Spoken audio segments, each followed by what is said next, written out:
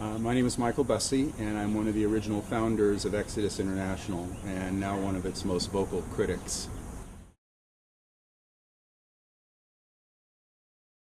But we formed Exodus, and these ministries kind of stayed in touch with each other, and we were invited to speak various places across the country, and I ended up meeting and falling in love with another one of the Exodus volunteers, a guy by the name of Gary Cooper, who was also married and had children, and we were immediately attracted to each other, and I thought, wait a second, this ex-gay thing is not working very well.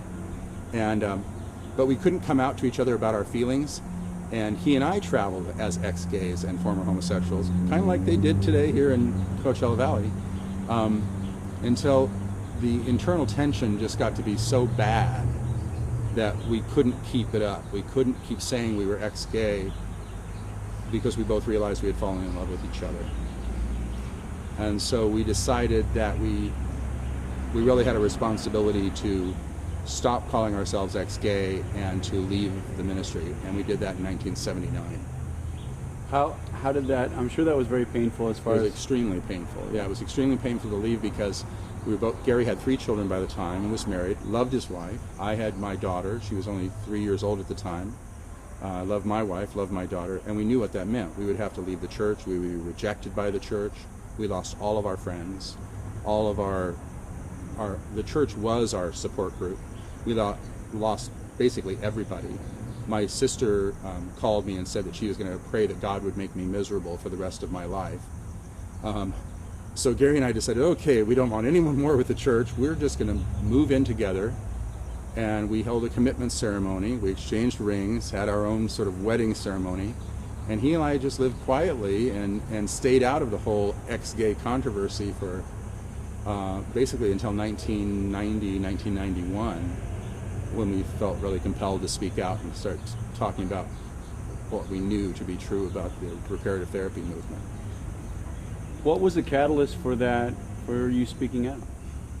The catalyst for us speaking out was that Gary got sick, and it was a time before they even had a name for it. Gary contracted AIDS and was by that time quite sick. And we were sitting on the couch one day in our house, Gary and I, and we were watching TV, and on came Lou Sheldon.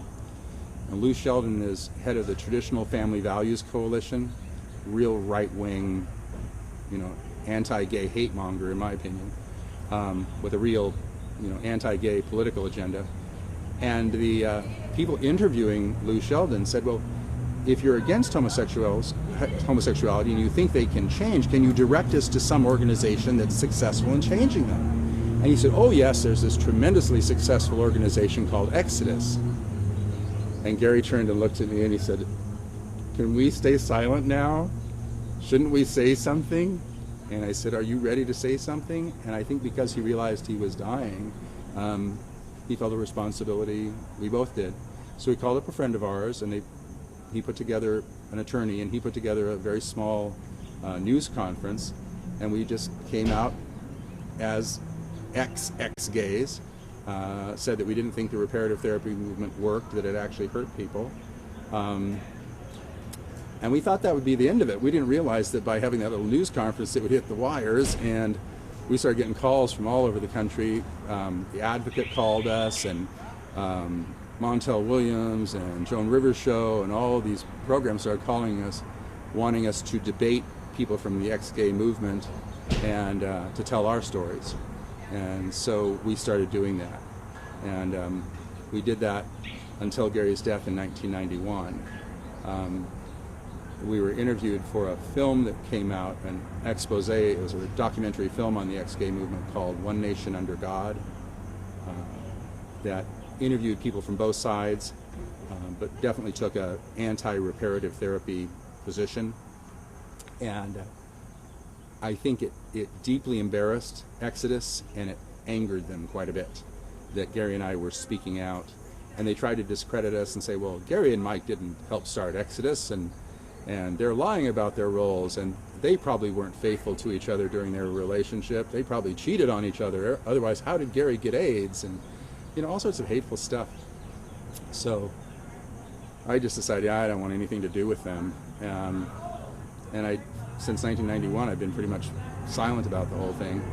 And then I heard that Exodus and Narth had hooked up together and were coming to my back door practically. I live in Riverside, and this is just an hour away, and I thought, I need to speak up again. So it's been 15 years since the film and a total of 30 years since Exodus began. It just sort of felt like it was time.